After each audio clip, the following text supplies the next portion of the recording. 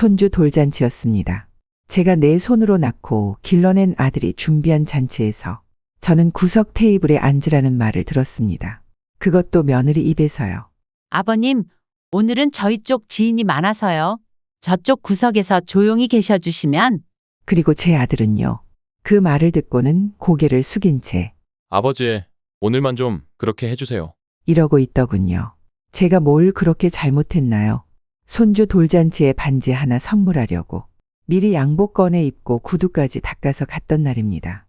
남들보다 일찍 도착해서 카페에서 커피 한 잔 마시며 아, 내가 할아버지가 됐구나. 흐뭇해하던 그 아침이요. 근데요, 정작 잔치에서는 저를 마치 쫓겨난 손님처럼 다뤘습니다. 인사도 없고 식사도 늦게 나오고 아기랑 사진 찍는 시간에도 아무도 저를 부르지 않았습니다. 심지어 나중엔 며느리가 말했습니다. 아버님, 사람도 많고 좀 시끄러운데 먼저 들어가시겠어요? 그때 느꼈습니다. 나는 지금 이 가족에게 손님도 아니라는 걸. 그 자리에서 저는 제 마음을 단단히 다잡았습니다. 그래, 이대로는 안 된다. 안녕하세요. 올해 71살 정영수입니다. 오늘 이 이야기를 끝까지 들으시면 왜 제가 그날 이후 아들에게 증여했던 집을 돌려받고 모든 가족 관계를 다시 써내려가기 시작했는지 분명히 아시게 될 겁니다. 지금 구독, 좋아요 안 누르시면 이 이야기 놓치실 수도 있습니다. 그리고 혹시라도 여러분 자녀에게 집이나 재산을 증여하시려는 분이 계시다면 제 얘기를 듣고 한 번은 더 고민하시길 바랍니다. 저는 아침이면 커피 한 잔 내려 마시는 게 하루 중 가장 행복한 순간이에요. 창문 틈으로 봄바람이 살랑 들어오고 개나리 향이 코 속을 간지럽히면 아, 봄이구나 하고 마음이 따뜻해집니다. 어릴 적엔 봄이면 새싹, 연두빛, 새 출발 그런 말들이 먼저 떠올랐는데 요즘은 봄이 되면 무릎 관절이 덜 아파서 좋다 그런 생각부터 드는 걸 보면 저도 나이 들었나 봅니다. 그래도 봄은 여전히 좋아요. 왜냐하면 제 인생에서 가장 행복했던 순간들이 대부분 봄에 있었거든요. 아내랑 처음 손잡고 산책하던 것도 봄이었고 아들 녀석이 태어나서 처음으로 놀이터에 데리고 나간 것도 봄이었죠. 그런 저에게 이번 봄은 더욱 특별했습니다. 아들 현우가 낳은 손주 민석이의 첫 돌잔치가 있는 날이었으니까요. 사실 나이 먹고 손주 얼굴 보기 쉽지 않잖아요. 그래서 저는 그날을 손꼽아 기다렸습니다. 며칠 전부터 날씨도 맑고 바람도 따뜻해서 왠지 모든 게 잘 풀릴 것 같은 기분이 들더라고요. 심지어 제가 평소엔 입지도 않던 정장을 꺼내 구두까지 말끔히 닦아놨습니다. 그리고 무엇보다 제일 신경 쓴 건 선물이었어요. $1 금반지. 요즘 금값이 꽤 올라서 처음엔 망설였지만 손주의 첫 생일이잖아요. 마음만으로는 안 될 것 같아서 예쁜 케이스까지 챙겨 담았죠. 그 반지를 보며 아, 내가 할아버지가 됐구나 싶었습니다. 그리고 그날 아침 햇살은 유난히 따사로웠고 바람엔 봄꽃 향이 가득했습니다. 기분이 어찌나 좋던지 거실에 앉아 커피 한잔하며 혼잣말처럼 중얼거렸죠. 그래, 오늘은 좋은 날이네. 아들은 저를 데리러 오겠다고 했지만 저는 성격이 급한 사람이라 결국 지하철을 타고 먼저 가기로 했습니다. 혹시라도 늦을까봐 또 불편할까봐 그냥 스스로 움직이는 게 편하더라고요. 파티룸 근처에 도착한 시각은 너무 이른 시간이었어요. 예약 시간까지 한참 남았기에 건물 1층 카페에 앉아 시간을 보내기로 했죠. 그 카페에 앉아 금반지 상자를 조심스럽게 꺼내 손바닥 위에 올려놓았죠. 케이스를 살짝 열었을 때 반짝이는 그 금빛이 이상하게도 제 눈시울을 찔렀습니다. 딱 $1 반지. 요즘 젊은 사람들 눈엔 별거 아닐지 몰라도 제겐 그 안에 담긴 게 무게보다 훨씬 컸거든요. 그 반지를 가만히 바라보다가 문득 그 시절이 떠올랐습니다. 제 아들 현우가 돌을 맞았던 그 봄날. 지금으로부터 25년도 더 된 이야기입니다. 그땐 아내가 살아있었고 지금보다 훨씬 더 밝고 야무졌던 사람이라 잔치 준비는 죄다 아내 몫이었어요. 돌상에 놓을 과일부터 떡 종류, 누구를 초대할지, 음식은 몇 인분을 해야 할지까지 노트 한 권에 빼곡히 손글씨로 정리해가며 준비하던 그 모습. 저는요, 뭐 했냐고요?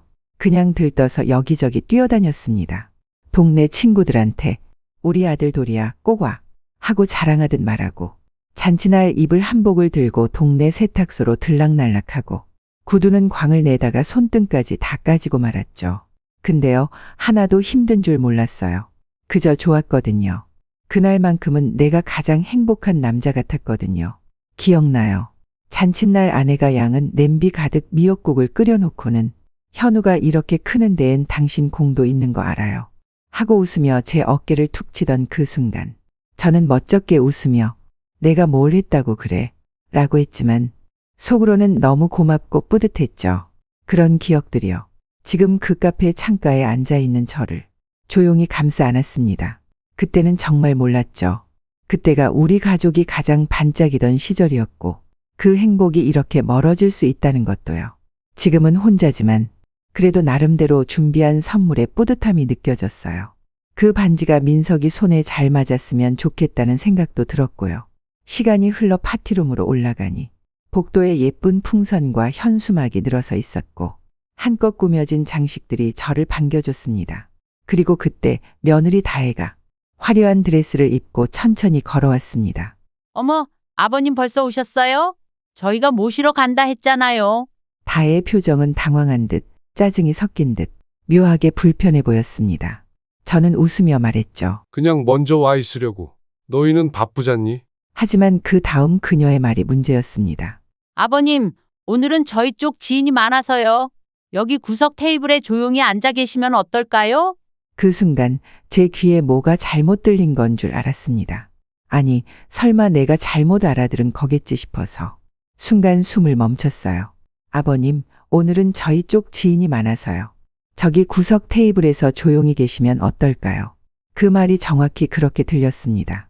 한 단어, 한 단어가 마치 얼음 송곳처럼 귓속을 콕콕 찔러 들어오는 것 같았어요. 제가요.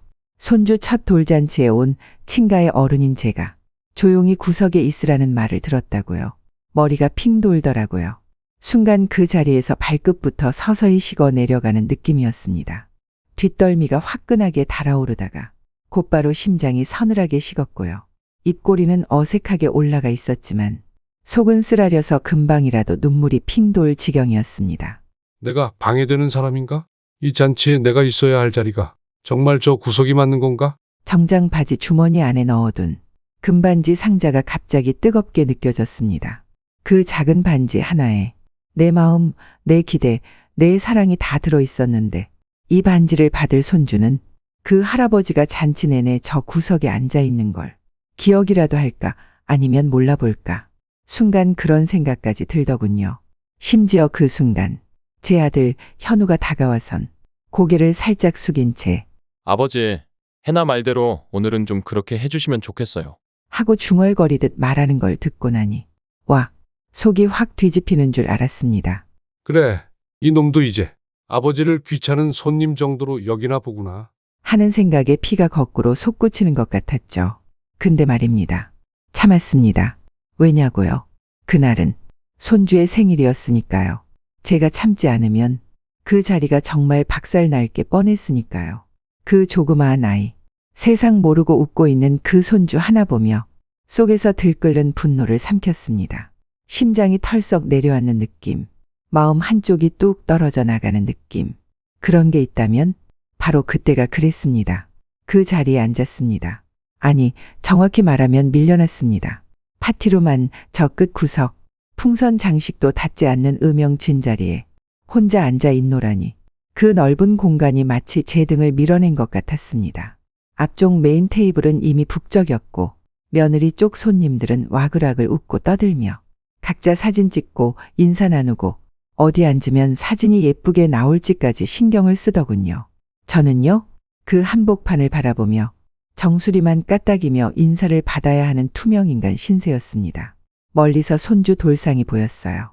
곱게 차려진 상 위에 오색떡 돌잡이 물건들, 그리고 민석이의 첫 번째 생일이라는 큼지막한 현수막. 근데 그 안에 저는 없었습니다. 저는 지금 이 잔치에 분명히 와 있었지만 누구도 저를 본 사람이 없었고 인사를 건네는 사람도 자리 양보해 주는 사람도 눈 마주치는 사람조차 드물었어요.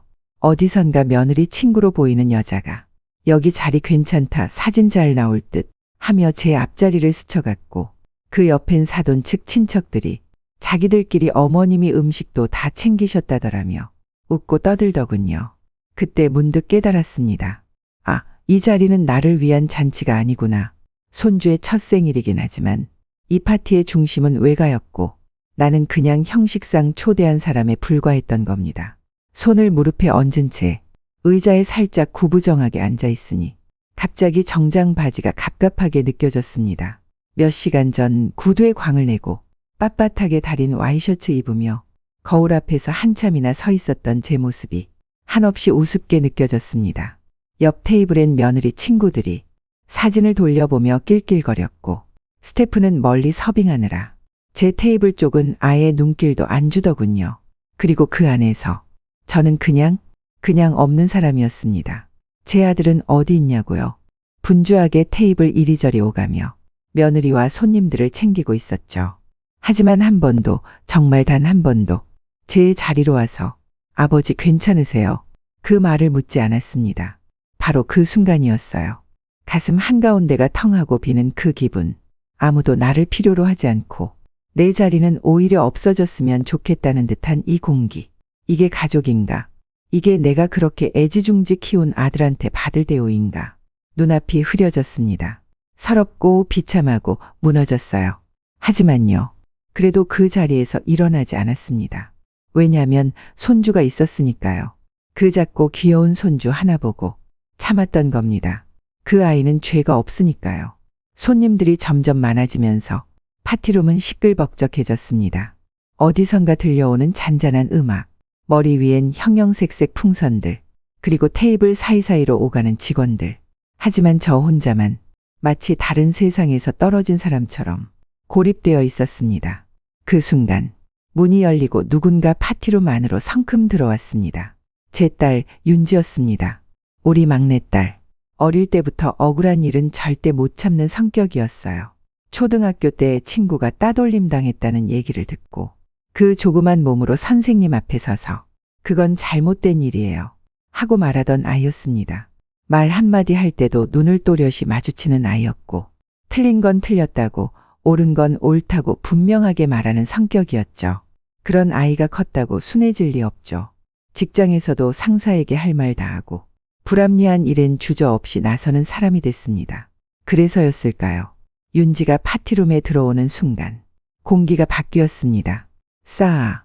그 말이 딱 맞아요. 잔칫집 특유의 왁자지껄한 분위기 속에 한 줌의 긴장감이 돌았어요. 그 아이 눈빛에서 뭔가 잘못되고 있다는 냄새를 모두가 알아챈 겁니다. 윤지는 입구에서부터 잔치 분위기를 한번 휙 훑어보더니 곧장 제 쪽으로 달려왔습니다. 아빠 여기 계셨어요? 대체 이게 뭐예요? 왜 아빠가 구석에 혼자 계세요? 윤지의 목소리는 낮았지만 뼛속까지 단단했습니다. 말끝이 딱딱 끊기며 평소의 부드러움은 어디로 갔나 싶을 정도로 서늘했죠. 그 아이는 겉으로 화를 잘 내지 않는 편입니다. 하지만 한번 화가 차오르면 그건 단순한 짜증이 아니라 판을 바로잡으려는 결심이 됩니다. 그날 윤지의 눈빛은 딱 그랬어요. 무언가 오래 참고 누르다 못해 이제는 더 못 본다. 는 순간의 단단한 결심. 가족이니까 참아야지. 그 선을 이미 훌쩍 넘어선 사람이 뿜어내는 긴장감이었습니다. 저는 괜히 민망해서 그냥 그렇게 된 거지. 바쁘니까 애 챙기느라. 하며 얼버무렸죠. 그 말이 떨어지기 무섭게 딸아이의 얼굴이 굳었습니다. 그리고는 말도 없이 몸을 돌려 곧장 자기 오빠에게 달려가더라고요. 오빠, 이게 뭐야? 아빠 왜 저기 혼자 앉아 있어? 아니, 지금 여긴 무슨 자리야? 손주 돌잔치인데 아빠를 저렇게 아무도 없는 자리에 아무도 말도 안 걸고 그게 지금 아들이란 인간이 아버지에게 할 짓이야? 윤지는 한 걸음 더 다가서더니 조용히 그러나 단단하게 내뱉었습니다. 진짜 이게 뭐야? 이게 무슨 대접이야? 아빠 초대한 거 맞아? 아들은 움찔하며 작게 대답했습니다. 미안해. 해나랑 장모님이 워낙 정신이 없어서 오늘은 좀 어쩔 수 없이. 그 순간 윤지가 완전히 폭발했습니다. 어쩔 수 없었다고? 윤지의 목소리가 높아졌다. 아빠가 남이야? 손주 돌잔치에서 자기 친아버지를 구석에 박아놓고 어쩔 수 없었다고? 눈이 벌개진 윤지는 오빠인 현우를 향해 한 걸음 더 다가섰습니다. 그 목소리는 이제 울음과 분노가 섞여 있었죠. 오빠 진짜 미친 거 아니야? 지금 이게 아들로서 아버지에게 할 짓이야? 아빠가 이날을 얼마나 손꼽아 기다린 건데. 정장 입고 구두까지 닦고 금반지까지 사서 혼자 지하철 타고 오신 분을 여기 앉혀놓고 아무도 쳐다도 안 보고. 이게 지금 가족이야? 윤지는 숨을 헐떡이며 계속해서 몰아쳤습니다. 내가 결혼할 때 뭐라 했는지 기억나. 오빠, 아빠 좀 잘 모셔줘. 엄마 돌아가시고 나면 아빠 혼자 얼마나 허전할지 모르잖아. 그랬지? 안 그랬어? 근데 오빠, 지금 이게 불쌍한 우리 아빠를 모시는 행동이야. 현우는 고개를 푹 숙인 채 아무 말도 못했습니다. 차라리 초대를 하지 마. 오라고 해놓고 이게 뭐야? 그게 더 모욕이었을걸? 아빠가 지금 손님이야? 물에 밥 말아주고 보내는 사람 취급도 아니고. 이건 그냥 버린 거야. 오빠가 아빠를 버렸다고. 윤지의 목소리가 파티룸 안을 쩌렁쩌렁 울렸고 그제야 며느리 서연이 뒤에서 나섰습니다. 아가씨, 여긴 돌잔치 자리잖아요. 다들 보는데 그렇게 말씀하시면 좀 곤란해요. 억지로 웃음을 짓지만 눈빛은 싸늘했습니다. 딸 윤지가 단호하게 맞받았습니다. 곤란한 건 지금 이 상황이에요. 아빠를 사람 취급도 안 하면서 그 앞에서 웃는 얼굴로 인사해요. 지금 이게 정상이에요? 그때 사돈 서인숙이 뒷짐을 지고 다가왔습니다. 입에 걸린 건 비웃음 반, 무시 반. 아이고, 사돈 처녀 왜 이렇게 예민해요? 사돈이 일찍 오셨으면 인사라도 좀 먼저 하시지. 저희는 손님 맞느라 정신 없었거든요. 윤지가 단단히 쏘아붙였습니다. 아빠가 오셔도 못 본 척하더니 이젠 아예 예의도 없다는 식으로 말하시네요? 이 자리에서 아빠가 왜 구석에 앉아 있어야 했는지 아무도 설명 못하죠? 사돈은 얼굴이 붉어졌고 잔치 분위기는 점점 냉랭해졌습니다. 사람들은 웅성거렸고 사회자조차 당황한 얼굴로 마이크를 내려놓았습니다.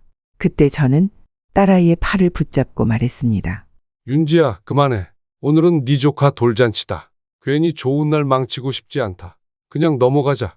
그 말에 윤지는 입술을 꽉 깨물었습니다. 눈이 벌겋게 충혈되어 있었고 숨을 크게 들이마신 채 고개를 끄덕였습니다. 하지만요, 그 순간 저는 느꼈습니다.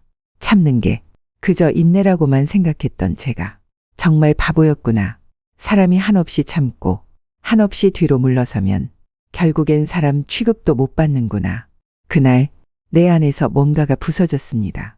그게 자존심이든 애정이든 기대든 무너지고 있었어요. 그렇게 그냥 돌잔치에서 떠밀려 나와버렸습니다. 윤지가 제게 다가와 조용히 말했습니다. 아빠, 나랑 같이 가요. 집까지 데려다 드릴게요. 지하철 타지 마세요. 나 그냥 아빠랑 더 있고 싶어요. 그 말에 나는 말없이 고개를 끄덕였습니다. 승용차에 올라 윤지가 운전석에 앉고 나는 조수석 창가에 몸을 기댔습니다. 차가 잔잔히 출발하자 조용한 음악이 흐르고 창밖으로는 노란 가로등 불빛이 하나둘씩 스쳐 지나갔습니다. 우리는 한동안 아무 말도 하지 않았습니다. 나는 창밖을 보며 윤지의 숨소리만 조용히 들었고 딸은 조심스럽게 운전대를 잡은 채 무언가 말을 꺼낼 듯 말 듯 침묵을 이어가고 있었죠. 그러다 윤지가 먼저 말을 꺼냈습니다. 아빠, 오늘 정말 미안해요. 내가 너무 늦게 온 것 같아요. 좀 더 일찍 도착했으면 아빠가 그렇게 혼자 계신 모습 안 봐도 됐을 텐데. 나는 고개를 저으며 웃듯 말했습니다. 아니다. 너 아니었으면 나 그냥 아무 말도 못하고 그 자리에서 끝까지 있었을 거야. 아무도 날 불러주지 않아도 그냥 웃는 척하고 앉아 있었겠지. 잠시 윤지는 운전대를 꼭 쥔 채 입술을 깨물었습니다. 아빠, 왜 그렇게까지 참아요? 내가 봤을 때는 아빠가 제일 마음 넓고 따뜻한 사람이에요. 근데 그게 사람들한테는 그냥 만만한 사람이 돼버린 것 같아요. 나는 그 말에 말없이 고개를 끄덕였습니다. 차 안의 공기가 조용히 무거워졌습니다. 그러다 조심스레 말했죠. 윤지야, 내가 민석이 돌잔치에서 아무 말도 못하고 참고 있었던 이유, 그거 혹시 뭔지 알겠니? 윤지는 고개를 돌려 내 눈을 보았습니다. 아빠는 그 애가 혹시라도 그날을 차갑게 기억하게 될까봐 그게 제일 무서웠다. 민석이는 아직 어리니까 그날 무슨 일이 있었는진 모르겠지만 어른들이 만든 공기 같은 건 느낌으로 남는단다. 괜히 서늘하고 어색한 기억으로 기 돌잔치를 떠올리게 만들고 싶지 않았어. 그 말을 하면서 나도 모르게 눈시울이 붉어졌습니다. 윤지는 운전대를 잠시 놓고 신호등 앞에서 나를 바라보며 말했습니다. 아빠가 너무 따뜻해서 사람들이 그걸 몰라요. 근데 이제는 그 따뜻함을 지켜줄 수 있는 사람은 아빠 자신밖에 없는 것 같아요. 우리 아빠, 이제 좀 지키세요. 남들 먼저 말고, 이제 아빠 자신을 좀 먼저 챙기세요. 그 말을 듣는 순간 가슴이 철렁 내려앉았습니다. 늘 누굴 먼저 챙기던 내가 정작 나 자신을 단 한 번도 제대로 챙겨본 적이 없었단 걸 그제서야 뼈저리게 느꼈습니다. 그리고 그 밤 나는 조용히 결심했습니다. 이제는 나를 지키겠다. 내가 나를 지켜야 내 손주에게도 내 딸에게도 제대로 된 할아버지, 아버지가 될 수 있다는 걸 이제야 알 것 같았죠. 창밖으로 스쳐 지나가는 어두운 풍경 속에서 나는 오래전 그 아이 내 아들 현우를 처음 안았던 나를 떠올렸습니다.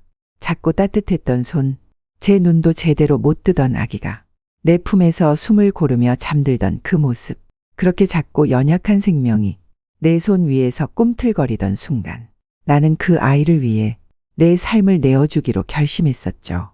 그리고 오늘 그 아이가 나를 잔칫집 구석자리에 앉히더군. 내가 뭘 그렇게 잘못했는지도 모르고 자기 입으로는 사과 한마디 제대로 못하면서 눈치만 살피던 그 아이. 그걸 보며 나는 오히려 슬펐습니다. 화보다, 비참함보다 더 깊은 슬픔이 덮쳐왔죠. 집에 도착해서 문을 닫고 불을 켜지 않은 채 어둠 속에서 그대로 소파에 앉았습니다. 손에 아직도 반지 상자가 쥐어져 있었습니다. 민석이 주려고 준비했던 한 돈짜리 금반지. 그 작은 선물 안에 내 사랑이, 내 기대가, 그리고 나의 이름 없는 존재감이 고스란히 들어있었습니다. 나는 천천히 그 상자를 테이블 위에 올려두고 그 앞에 앉아 오래도록 움직이지 않았죠. 그 순간 아내의 얼굴이 떠올랐습니다. 살아있었다면 그 여자는 어땠을까? 그 자리에서 왜 참았어? 왜 구석에 앉아있어? 그게 당신이 할 짓이야. 분명 그렇게 말했을 것이다. 내 아내는 그런 사람이었습니다. 기죽지 않았고, 불의를 두고 보지 않았고, 자존심 없이 사는 법도 몰랐던 사람. 그래서 더 미안했고, 그녀 없이 내가 너무 오랫동안 조용히 무시당하며 살아왔다는 걸 그제야 뼈저리게 깨달았습니다. 그날 밤 나는 결심했습니다. 더는 참지 말자. 다음 날 아침 저는 컴퓨터를 켜고 증여 철회라는 단어를 조심스럽게 검색했습니다. 키보드를 누르는 손끝이 떨렸습니다. 두려워서가 아니라 그 결정이 제 삶을 바꿔 놓을 거라는 걸 알았기 때문입니다. 그 순간 윤지에게 전화를 걸었습니다. 윤지야, 그때 내가 했던 말, 아빠도 이제 더는 참지 말라고 했던 그 말, 나 지금 진지하게 고민 중이다. 잠시 정적이 흐른 뒤 윤지의 목소리가 들려왔습니다. 아빠, 지금이라도 절대 늦지 않았어요. 오빠가 잘못했고, 오빠가 아빠를 정말 무시했잖아요. 이제는 아빠 인생부터 지켜야 해요. 그 말이 제 마음속 깊은 곳에 그대로 꽂혔습니다. 아빠 인생부터 지키세요. 그날 오후 저는 변호사 사무실을 찾았습니다. 작은 사무실 안 책장에는 판례집이 빼곡히 꽂혀 있었고 한 중년 변호사가 차분한 얼굴로 저를 맞이했습니다. 안녕하세요. 제가 좀 드릴 말씀이 있어서요. 저는 조심스레 이야기를 꺼냈습니다. 아들에게 증여한 아파트, 차량, 생활비, 그리고 그 뒤로 내가 어떤 대우를 받아왔는지, 어느 날은 며느리 집 앞에 찾아가도 문 열어주지 않았던 일, 내 생일에 아무 연락도 없었던 해, 그리고 마지막으로 구석자리에 조용히 앉아있던 그 돌잔치까지. 변호사는 제 말을 묵묵히 들은 후 차분하게 고개를 끄덕였습니다. 말씀하신 상황, 충분히 법적으로 고려해 볼 만한 사안입니다. 이미 증여가 끝난 상태라 하더라도 자식이 부모에 대한 부양 의무를 현저히 저버렸거나 존속을 심각하게 모욕했을 경우에는 민법 제562조에 따라 증여를 철회할 수 있는 여지가 있습니다. 저는 말없이 그의 설명을 들었습니다. 법이라는 것이 이렇게 현실을 마주할 수 있다는 사실이 낯설기도 하고 한편으로는 안도감처럼 느껴졌습니다. 물론 간단한 절차는 아닙니다. 시간도 걸리고 정황에 따라 재판까지 갈 수도 있습니다. 하지만 선생님 말씀대로라면 단순한 감정이 아닌 분명한 멸시와 방치의 증거가 됩니다. 잠시 침묵이 흘렀고 저는 조용히 물었습니다. 그럼 그 집을 다시 제 앞으로 돌려받을 수 있을까요? 변호사는 또박또박 대답했습니다. 가능성은 충분히 있습니다. 그 말을 듣는 순간 제 마음 안쪽에서 아주 오랫동안 누르고 있던 무언가가 조금씩 풀려나가기 시작했습니다. 이건 복수가 아니다. 이건 내 삶을, 내 이름을 다시 되찾는 일이다. 그제야 저는 처음으로 한 줄기 후회도 미련도 없이 이 선택이 내 인생을 위한 첫 번째 결정이라는 확신을 갖게 되었습니다. 그리고 바로 그날 변호사는 첫 번째 준비 서류를 내 앞에 내밀었습니다. 저는 볼펜을 쥐고 손끝이 조금 떨리는 걸 감추며 조용히 그러나 단호하게 사인했습니다. 며칠 뒤 현우에게서 전화가 왔습니다. 아버지, 그날 일 정말 죄송합니다. 해나도 많이 반성하고 있고요. 같이 식사 한번 하시죠. 우리 얼굴 보고 이야기해요. 저는 차분하게 대답했습니다. 그래, 얼굴 보고 이야기하자. 나도 하고 싶은 말이 있으니까. 그리고 그날이 되었습니다. 식당 한쪽에 마련된 룸. 아들은 양복 차림으로 와 있었고 며느리 해나도 조심스레 앉아 있었습니다. 윤지도 함께였죠. 분위기는 처음부터 무거웠습니다. 저는 자리에 앉자마자 말없이 가방을 열고 서류 한 장을 꺼냈습니다. 아들과 며느리는 순간 숨을 삼키듯 굳었습니다. 서류 표지엔 이렇게 적혀 있었습니다. 부동산 증여 철회 통보서. 해나가 먼저 입을 열었습니다. 아버님, 이게 뭔가요? 저는 조용히 하지만 또렷하게 말했습니다. 이건 내가 너희에게 줬던 집과 차량, 생활비 일부에 대한 증여 철회 서류다. 이제부터는 내 이름으로 다시 되돌릴 생각이다. 현우가 순간 안색이 하얘졌습니다. 아버지, 설마 그걸 지금 정말로 하시겠다는 겁니까? 그래, 정말로 하겠다. 나는 이제 내가 사람 대접을 받지 못하면서까지 누구를 위해 재산을 쥐고 있을 이유가 없다. 며느리 다혜는 얼굴이 경직된 채 말했습니다. 아버님, 저희가 일부러 그런 건 아니잖아요. 그날도 돌잔치 준비하느라 너무 정신이 없었고 그게 아버님을 무시했다는 뜻은 아니었어요. 그 말에 저는 서류를 다시 천천히 테이블 위에 내려놓으며 말했습니다. 정신이 없었다고 했니? 좋다. 근데 너희는 정신이 없을 때도 나를 한 번도 생각조차 않더구나. 차라리 정신 없을 때 진심이 더 나오는 법이다. 윤지가 조용히 말을 이었습니다. 오빠, 그리고 언니. 아빠는 정말 참을 만큼 참았어. 그날 돌잔치에서도 아빠가 얼마나 서러웠는지 너희는 모르지. 한 명이라도 먼저 다가가서 아버지, 여기 계시면 안 돼요. 그 말 한마디만 했어도 아빠는 이러지 않았을 거야. 현우는 입술을 떨며 고개를 숙였습니다. 윤지야, 미안하다. 아버지, 저 정말 몰랐어요. 저도 사실 너무 마음이 불편했고. 저는 그의 말을 조용히 끊었습니다. 현우야, 넌 가장으로서 내 가족을 지키느라 힘들었겠지. 하지만 나는 너의 아버지다. 그리고 이제 그 아버지로서 너에게 줄 수 있는 게 사랑과 이해만은 아니라는 걸 알게 되었다. 잠시 침묵이 흘렀고 저는 마지막으로 덧붙였습니다. 이건 보복 그런 건 절대 아니다. 이건 내 인생을 되찾는 일이다. 내가 아무리 나이가 많아도 누군가의 그림자처럼 살아가고 싶진 않다. 너희는 너희 삶을 살아라. 그리고 나는 이제부터 내 삶을 좀 지켜보려 한다. 며느리는 창백한 얼굴로 말을 잇지 못했고 현우는 고개를 깊이 숙였습니다. 윤지는 제 옆에서 말없이 제 손등을 꼭 잡았습니다. 그 따뜻한 온기가 그날 밤의 어둠 속에서도 제 마음을 지켜주고 있었습니다. 저는 깊게 숨을 고른 뒤 조용히 아들과 며느리를 바라보며 입을 열었습니다. 나는 너희를 원망하고 싶진 않았다. 정말 그랬다. 그날 돌잔치에서도 나는 단 한 번도 누구를 탓하거나 소리치고 싶은 마음이 아니었지. 그저 이 집안에서 한때 아버지였던 사람으로 조용히 자리를 지키고 싶었을 뿐이다.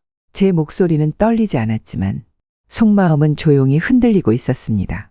하지만 사람도 자꾸 무시당하면 나중에는 그 침묵이 비참함으로 바뀐다. 그리고 그 비참함이 오래되면 존재가 부끄러워진다.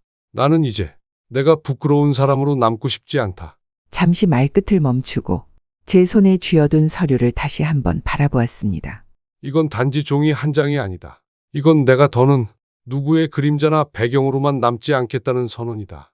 나는 아직 숨 쉬고 있고, 아직 생각하고, 아직 누군가의 아버지이자 한 사람이다. 윤지의 손길이 조금 더 힘을 담았습니다.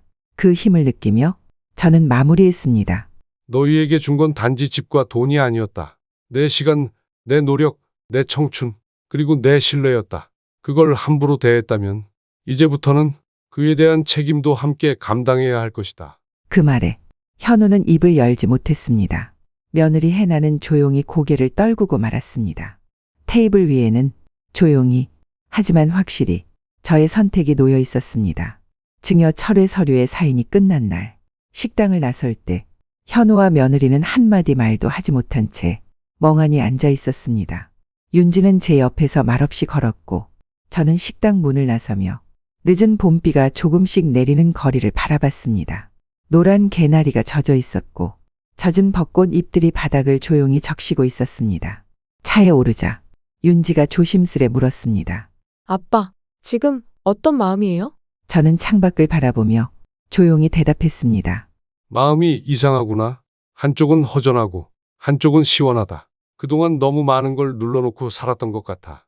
윤지는 제 손을 한 번 더 잡으며 말했습니다. 아빠, 이제부터는 아빠 거 하나씩 차곡차곡 쌓아가요. 아빠 마음, 아빠 시간, 아빠 인생. 그 말에 저는 고개를 끄덕였습니다.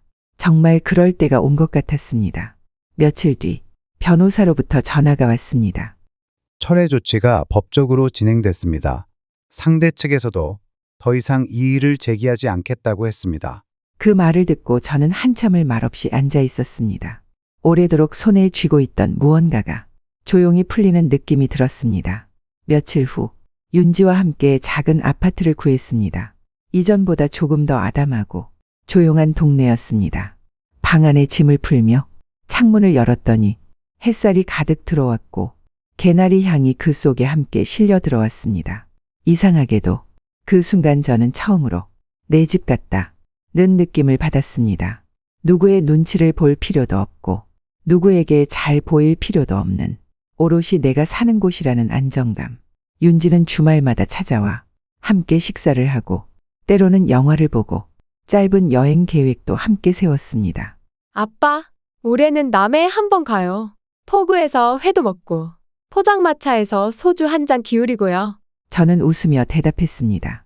그래, 바닷바람 맞으면서 이제 좀 내 인생을 살아보자꾸나. 그 후로도 현우는 몇 번 전화를 걸어왔습니다.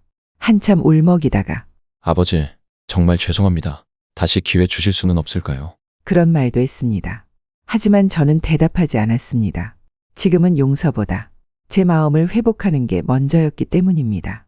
시간이 지나면서 마음이 조금씩 평온해졌습니다.